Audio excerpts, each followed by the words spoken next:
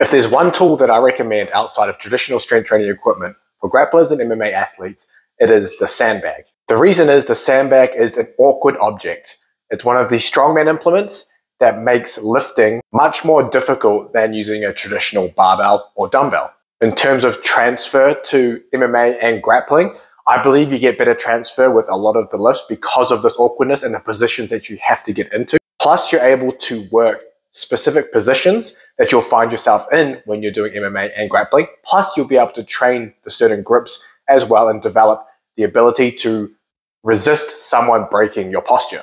So I'm going to give you my 3 favorite exercises for grappling and MMA that will transfer to your game. And the first one is sandbag loading. I've got a video here playing of me showing you how to do the loading. I really like the load versus the carry. Not to say the carry isn't good, but the loading gets you in a position that is similar to when if you have someone's back and you're looking to perform a mat return, you're getting in the same position as you would. It's different to a deadlift and power clean. A deadlift or a power clean, your hips get into a straight position and your knees are under the bar and you're getting vertical. With the sandbag load, you have to have your hips and knees come forward, which is exactly where you're going to find yourself in that position when you're going for a mat return. And plus you have the awkward load and you have the grips that you would be using when you are on the back of your opponent when standing. So the trick with the sandbag load is you need to get your hands under the sandbag on the floor. So you need to wiggle it each side as you see in the video. And then you're going to deadlift it with an awkward round back posture. And this is perfect for grappling MMA versus a straight back deadlift. You're going to get it to your knees. You're going to stand up. And the grip you take will depend on how heavy the sandbag is. Sometimes it's so heavy you can't readjust your grip.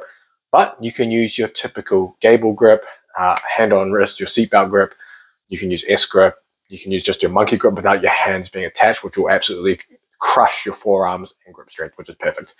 And then as you load, you're going to thrust the hips and knees forward as you bring the sandbag up. And that is the important part of the sandbag load. You're looking at doing anywhere from 1 to 5 reps. I typically stay in the very lower end, that 1 to 3 rep range. And you want to do this heavy.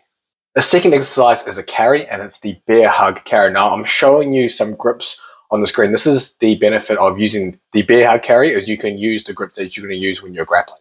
And you can start with either a monkey grip, especially if the bag is big and you can't connect your hands. Again, this will absolutely tax your forearms and grip. Then you have a gable grip. You can use as well if you have a slightly smaller sandbag, you can get your arms around.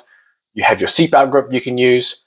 And then you also have your S grip, especially if your bag is a little wider. I prefer using the S grip for the carry, especially with a wider, dense bag.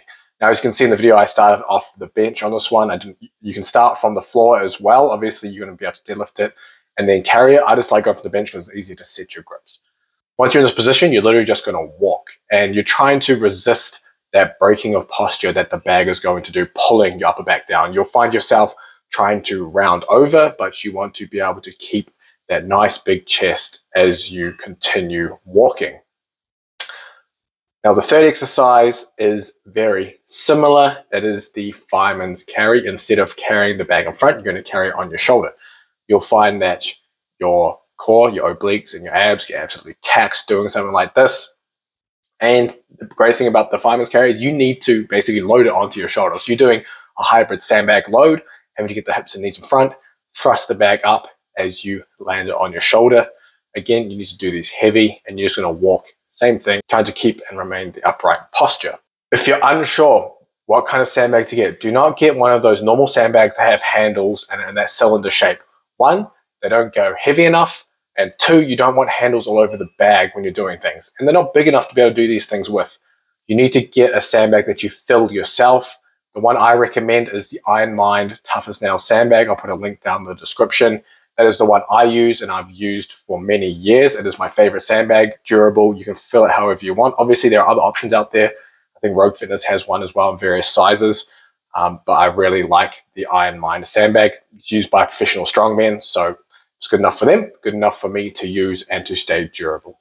So if you're wondering where you should use the sandbag carry or sandbag loading within your training, typically I like to use these at the end of your training session. So you'll perform your regular strength power work at the beginning.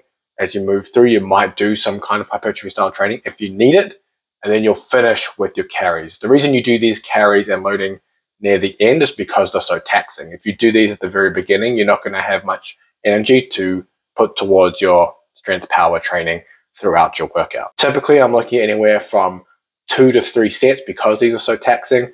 With the carries, you're looking at walking 20 to 40 meters, depending. If you want, you can go even longer if you're doing it more of a conditioning style. You can also use these in circuits if you're doing some kind of general conditioning. So if you're doing a circuit, then you can implement these within that circuit. It could be doing some kind of off-beat cardio, some bodyweight exercises, and then some carries. Even pure strongman circuits can be beneficial here. If you have access to sleds, you can do sled walks, and then you can do carries and things like that. And those are great options that are low impact as well. They can carry over to your MMA and grappling. But if you go down in the description, there is a link to the Sweet Science of Fighting Underground to give you access to all the training programs. The training programs actually include these exercises within the Dominate the Mats and Dominate the Cage training programs. Also building out the year-long training programs for the grappling and MMA athlete within that community and within that training app. But please like, subscribe, share this with anyone, help the channel grow.